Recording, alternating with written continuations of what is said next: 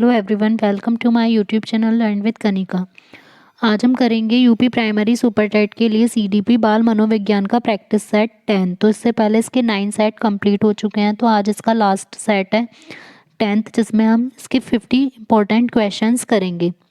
इसके बाद हम कल से शुरू करेंगे साइंस के प्रैक्टिस सेट।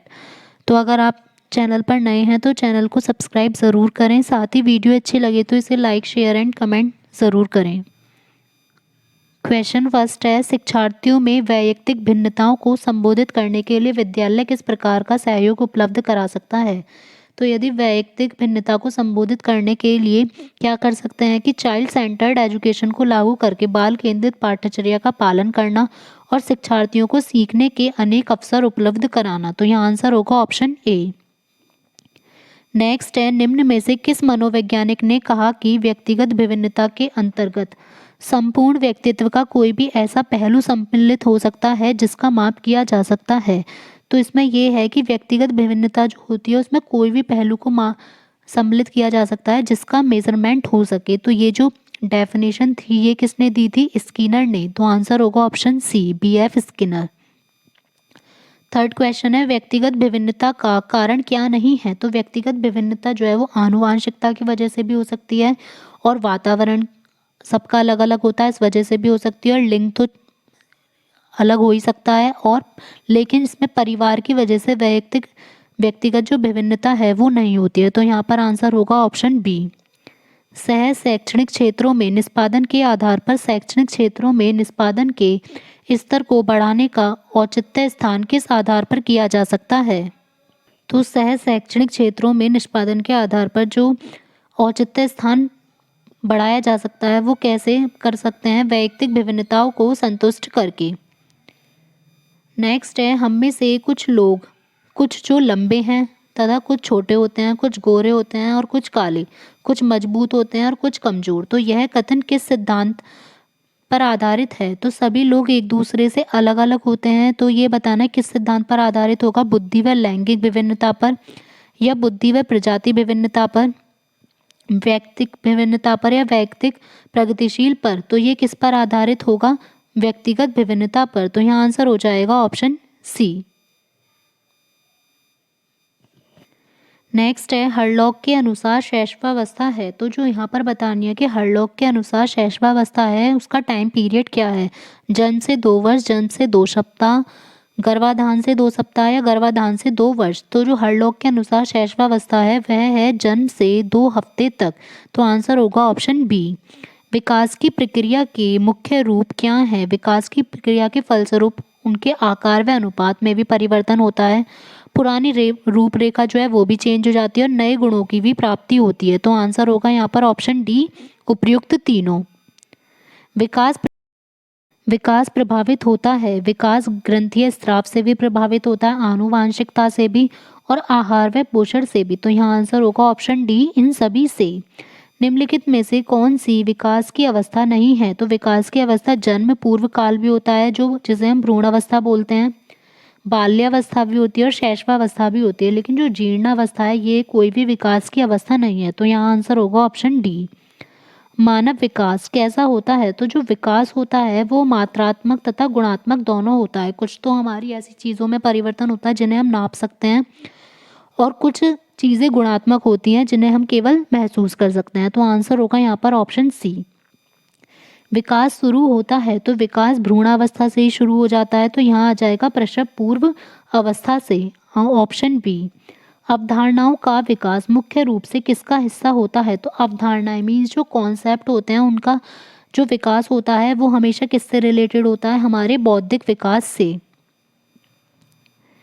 बालक का प्रारंभिक विकास मुख्यतः किस पर निर्भर होता है? तो प्रारंभिक विकास जो है वो हमेशा पेरेंट्स पर निर्भर होता है। तो यहाँ आंसर होगा ऑप्शन ए, माता पिता।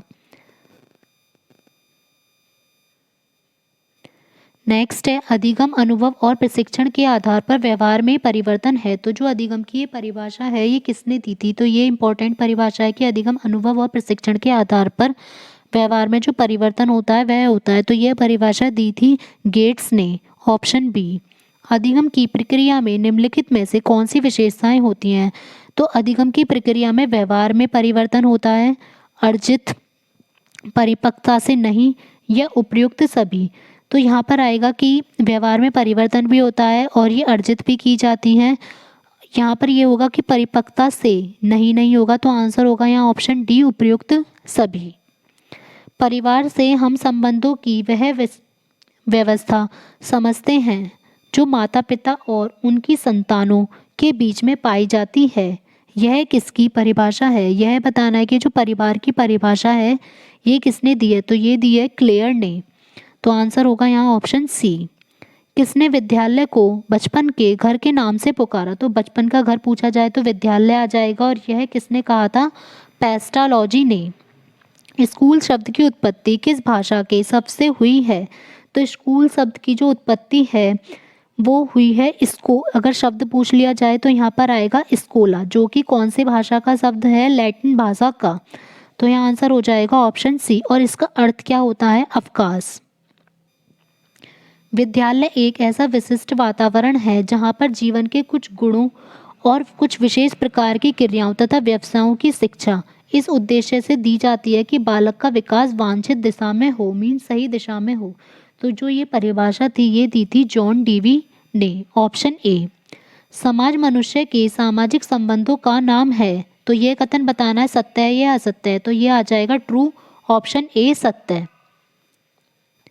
किसी भी समाज में दी जाने वाली शिक्षा समय समय पर उसी प्रकार बदलती रहती है जिस प्रकार समाज बदलता रहता है। मीन जैसे जैसे समाज चेंज होता रहेगा तो वहाँ की वो शिक्षा भी चेंज होती रहती है। यह परिभाषा किसने दी है? तो यह परिभाषा है ओटावे की।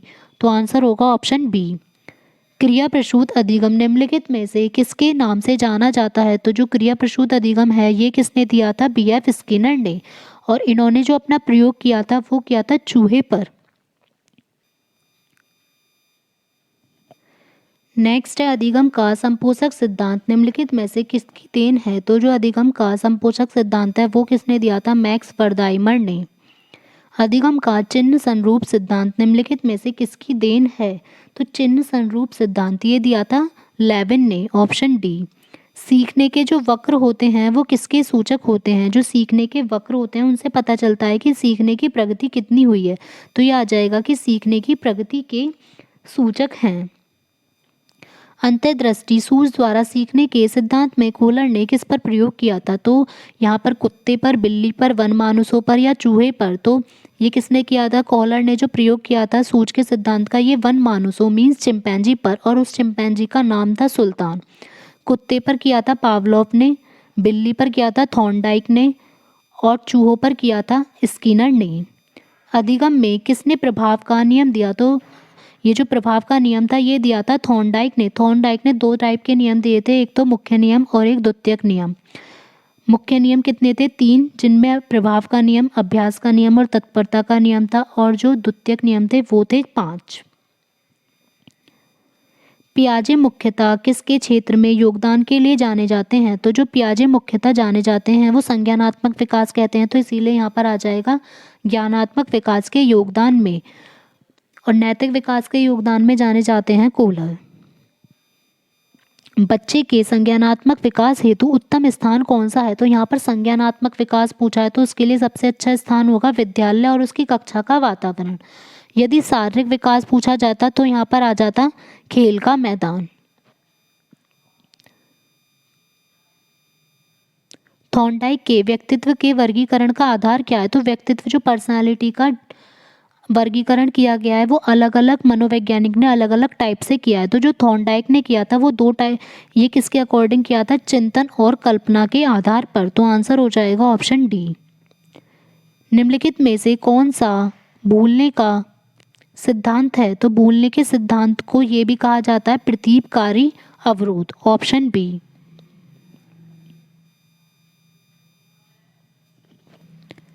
नेक्स्ट है पियाजे के अनुसार बच्चों का चिंतन वयस्कों से किस चीज़ में भिन्न होता है बजाय किसके? तो पियाजे के अनुसार जो बच्चों का चिंतन है वो वयस्कों में प्रकार में भिन्न होता है, मतलब सबका जो चिंतन होता है वो अलग अलग टाइप का होता है, जबकि मात्रा में भिन्न नहीं होगा। मात्रा तो सेम हो सकती है लेकिन उनका प्रकार अलग अलग होगा। तो यह आंसर होगा ऑप्शन सी। वाइगॉस्की के अनुसार बच्चे कैसे सीखते हैं? तो वाइगॉस्की के अनुसार जो बच्चे हैं वो अपने वयस्कों और समवयस्कों के साथ परस्पर क्रिया से सीखते हैं।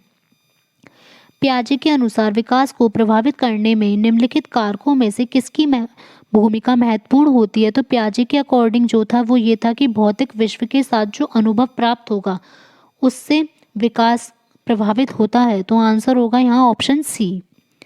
पूर्व संक्रियात्मक काल में आने वाली संज्ञानात्मक योग्यता क्या है? तो ये पूर्व संक्रियात्मक काल मीन्स जो पियाजे ने 4 स्टेजेस दी थी। एक तो पहली थी संवेदी प्रेरक जो 0 से 2 साल तक की थी। सेकंड दी थी पूर्व संक्रियात्मक काल जो कि 2 से 7 साल की थी। फिर थर्ड दी थी मूर्त संक्रियात्मक काल जो 7 से 11 साल की, और लास्ट में अमूर्त 11 से लास्ट तक या 16 तक भी कह सकते हैं, या लास्ट तक जितने भी होगी।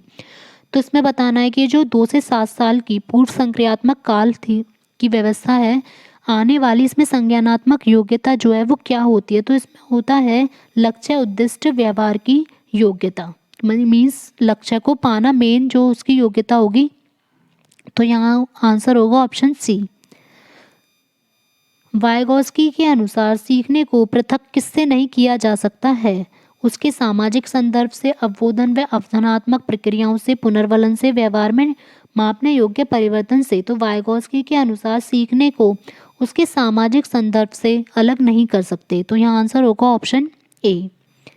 व्यवहारवाद के जन्मदाता कौन है? व्यवहारवाद के जन्मदाता हैं वॉटसन। Option A. निम्नलिखित में से रचनावादी अधिगम का उदाहरण नहीं है। रचनावादी मीन्स कोई क्रिएटिव चीज़, तो प्रयोग धर्मिता भी रचनावादी में आएगी, क्षेत्र वर्णन में, और कक्षा कक्ष वार्ता और चर्चा भी। लेकिन जो पाठ्य पुस्तक अध्ययन है ये कोई रचनावादी अधिगम का उदाहरण नहीं है। तो यहाँ आंसर होगा ऑप्शन डी। श्रवणवादित बच्चों की पहचान के लिए कौन कौन से परीक्षणों का उपयोग किया जाता है? तो इसमें यहाँ पर ऑप्शन दे रखे हैं हमें। फर्स्ट है मनोनाड़ी परीक्षण, फिर सेकंड है बालक का एकल अध्ययन, विकासात्मक मापनी। तो इनमें से यहाँ पर आंसर होगा ऑप्शन डी, उपयुक्त सभी। मनोनाड़ी परीक्षण, बालक का एकल अध्ययन और विकासात्मक मापनी, इन सभी का प्रयोग श्रवणवादित बच्चों की पहचान के लिए किया जाता है। श्रवणवादित बच्चों को कौन कौन सी सुविधाएं प्रदान की जाती हैं? तो श्रवणवादित बच्चों को समन्वित कक्षा कक्ष भी दिया जाता है, विशेष विद्यालय भी दे सकते हैं, और आवासीय विद्यालय भी। तो यहाँ आंसर होगा ऑप्शन डी, उपयुक्त तीनों। दृष्टिबाधित बच्चों की पहचान कैसे की जाती है? तो दृष्टिबाधित जो बच्चे होंगे उनकी पहचान इसमें पूछा है कि व्यवहार के द्वारा, लगातार कक्षा निरीक्षण के द्वारा, शारीरिक चिन्ह या तीनों। तो व्यवहार भी उनका देख सकते हैं कि उनका थोड़ा चेंज बिहेवियर होगा, और कक्षा का निरीक्षण करके भी देख सकते हैं कि उन्हें जो ब्लैक बोर्ड पे लिखा हुआ है वो अच्छे से दिखाई दे रहा है या नहीं, और शारीरिक चिन्हों के द्वारा। तो यहाँ पर आंसर होगा ऑप्शन डी, उपयुक्त तीनों। दृष्टिबाधित बच्चों की शिक्षा संबंधी सुविधाएं कौन कौन सी होती हैं? तो विशेष आवासीय संस्थान भी होते हैं और एकीकृत विद्यालय ढांचा। तो यहाँ आंसर होगा ऑप्शन डी, ए और बी दोनों। नेक्स्ट है कौन अधिगम आसक्त बच्चे का लक्षण नहीं है? तार्किक चिंतन, अति सक्रियता, बोधात्मक अतिवादिता, बोलने की गलती। तो अधिगम आसक्त बच्चे का लक्षण अति सक्रियता भी हो सकती है, बोधात्मक अतिवादिता भी हो सकती है, बोलने में गलती भी। लेकिन जो तार्किक चिंतन है वो प्रतिभाशाली बालकों की विशेषता होती है, ना कि अधिगम आसक्त बच्चे की। तो यहाँ आंसर होगा ऑप्शन ए। शारीरिक गतिक बुद्धि रखने वाले बच्चे ही अंतिम अवस्था निम्नलिखित में से कौन सी हो सकती है? तो जो शारीरिक गतिक बुद्धि होती है जिनकी, तो उन बच्चे की जो अंतिम अवस्था है वो क्या हो सकती है? तो इनमें से वो क्या बन सकते हैं? शल्य चिकित्सक, कवि, वाचक या राजनीतिक नेता। तो होगा शल्य चिकित्सक। जड़ बुद्धि वाले बालक का आईक्यू बुद्धि लब्धि कितनी होती है? तो जड़ बुद्धि वाले जो बालक होते हैं जो उनका आईक्यू लेवल होता है वो 71 से भी कम होता है। तो यहाँ आंसर होगा ऑप्शन डी। बुरी आदतों को कैसे सुधारा जा सकता है? बुरी आदतों को डांट डपट कर, दोषारोपण द्वारा, अनुबंधन द्वारा या इन सभी के द्वारा। तो बुरी आदतों को अनुबंधन के द्वारा सुधारा जा सकता है। निम्नलिखित में से कौन सी अक्षमता केवल जन्मजात होती है, जो जन्म से ही होती है? दृष्टि दोष, ये बाद में भी हो सकता है, श्रवण दोष भी, और मूक बधिर भी। लेकिन जो मंद बुद्धि होती है वो नॉर्मली जन्मजात ही होती है। तो आंसर होगा ऑप्शन डी।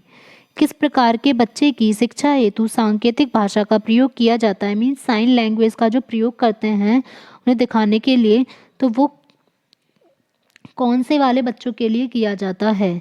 दृष्टि दोष युक्त बच्चों के लिए, या फिर मूक बधिर, मंदबुद्धि, या उपयुक्त में से कोई नहीं। तो जो हम साइन लैंग्वेज किसके लिए चूज करेंगे? जिन्हें सुनाई नहीं देता, तो यहाँ पर आ जाएगा मूक बधिर बच्चों के लिए।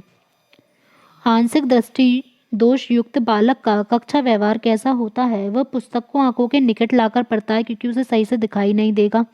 वह शिक्षक से अक्षर स्पष्ट ना दिखने की भी शिकायत कर सकता है और श्यामपट्ट के लिखे हुए कार्य को नोटबुक पर नहीं उतार पाता है। तो आंसर होगा ऑप्शन डी, उपयुक्त सभी।